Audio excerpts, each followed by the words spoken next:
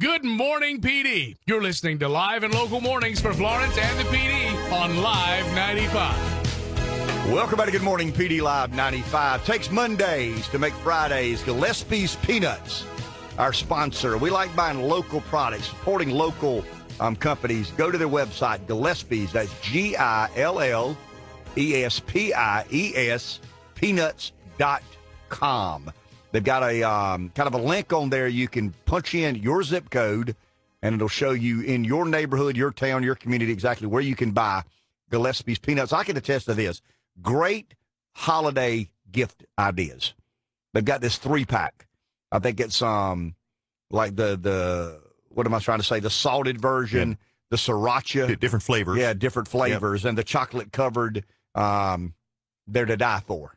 And they're just better. I'm telling you, they're just a better and you can quality taste the difference. And we're not making it. We're not just saying this. And we spent some time over there. I mean, we went over to Rogers Brothers Farm. Kind people carried us out to lunch. We saw a little bit of Hartsville. We toured the place where, I mean, the harvesting peanuts is kind of a process. You got to test. You got to deal with USDA. You got to test moisture. You got to make sure the peanut is of a certain quality. Well, I can tell you this: their peanuts are absolutely of a certain quality. And for those of us business people who don't have time to go to Target and pick out 60 or 70 different gifts for your business associates, you do things like this. I would encourage you, and I mean this sincerely, you're supporting the local economy, and you're buying a real good product. Your fellow businessman or woman will appreciate the thoughtful gift. But go to the website, Gillespie'sPeanuts.com. Well, as it relates to some of these recent situations, pipe bombs, the synagogue shooting. If you watch MSNBC, read the Washington Post, obviously, they've been busy trying to blame President Trump for both, in a way. And do you think he bears any responsibility at all? Well, sure I do. I mean, I think we all bear a certain degree of responsibility, whether the president or not. I mean, we all have a contributing force to the national debate and dialogue. I think Trump has absolutely made political discourse more crass. Doesn't bother me. I mean, I once again, I think that, Rev, the biggest disruptant to the political universe has been those who believed everything was always going to work a certain way. And along comes Trump. See, it goes back to the debate I had one day last week with a friend of mine who I greatly respect. He said, well, a president doesn't need to speak like that. I said, well, who decides how a president is allowed to speak? I mean, tell me that. Who says a president has to speak this way and can't speak that way? Well, I mean, you better be careful what you ask for. Well, Donald Trump, nothing Trump said, in my humble opinion, encouraged somebody to make bombs and ship them or send them to Democrats all over the country. Nothing Trump said should motivate anybody to bomb a synagogue or, open fire in a synagogue and kill innocent people. I mean, that's personal responsibility. And the truth be known, you kind of can't have it both ways. You can't say, well, Trump does this and Trump does that and Trump calls this and Trump calls that when only about 2 million people a day watch the varying reports of the media. Here's what I'll say, and I want to be careful here because it'll sound like I'm crying over spilled milk. If you want to try to clean up some of the political discourse in America today, then the media needs to give people who see the world as I do a fair shake. Now, we're not all consumers of political media. In fact, not many of us are consumers of political media, but those who consume political opinion and media who see the world as I do, we don't have any choice but to be aggravated. Now, we don't need to be angered and outraged and to the point of doing anything crazy, or in retribution for the way the media reports.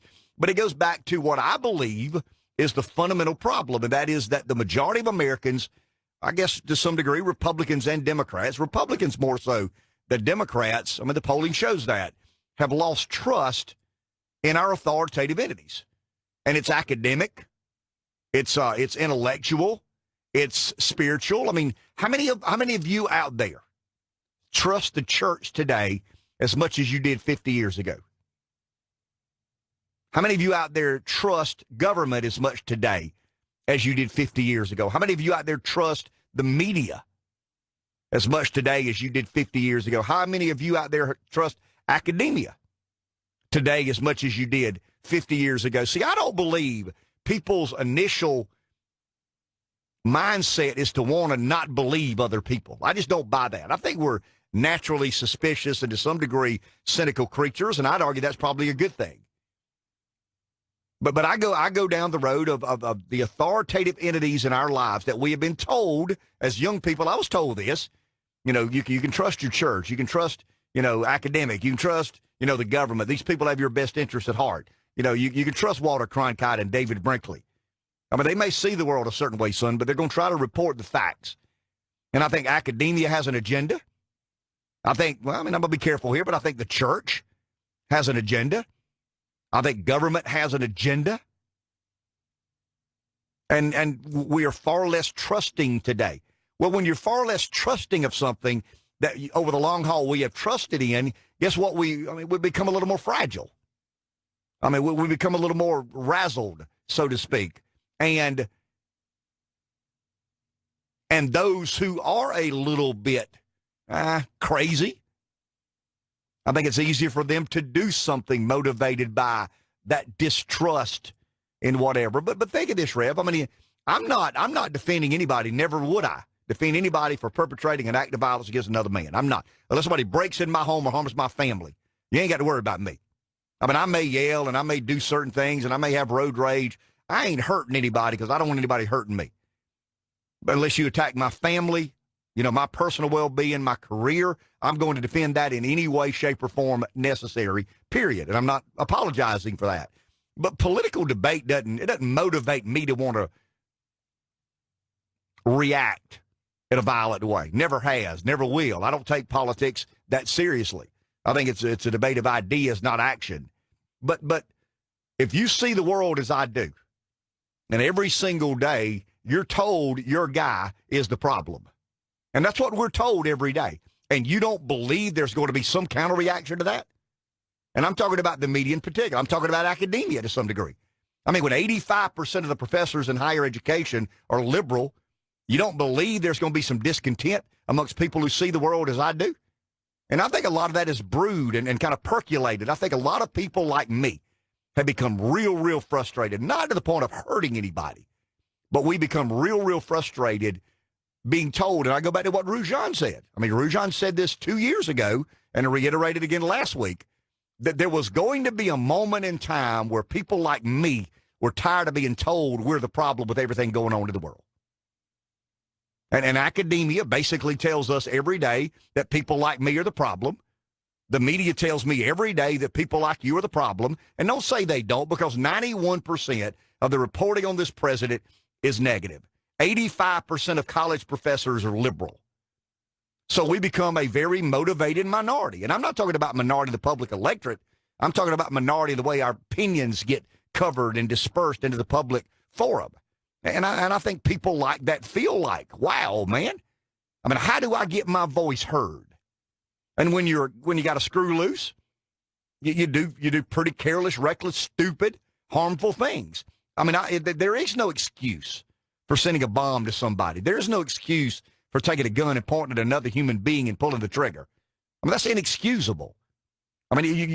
Decent people can't rationalize that.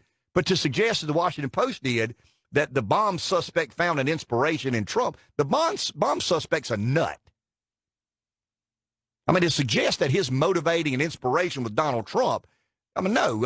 I have a lot of inspiration by Trump. I like Donald Trump because I like to see the apple cart turned upside down, because I like to watch the people that don't hardly ever have to squirm.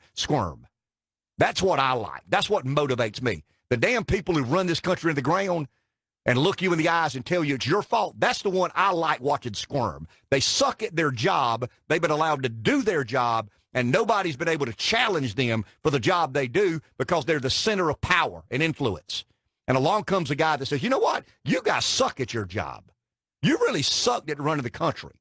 There's a country of people out here that don't care much for the way you've done your job. That's my motivation. And then every time I turn around, academia or intelligentsia or the media are telling me that me and my guy are the problem. And you know that sooner or later people are going to get tired of that. Not tired to the point of pulling a trigger on a gun or sending a bomb to somebody, but just tired of it. So when we're told we got to put the country back together again, okay, well, you all of a sudden want to put the country back together again because you're squirming a little bit. So we all got to sit around a campfire and sing Kumbaya now. You know, none of this was spoken about when what, Rev? When the influential ran the country and nobody was a threat to them. That's the problem with Trump. He's the only legitimate threat they've ever had to deal with.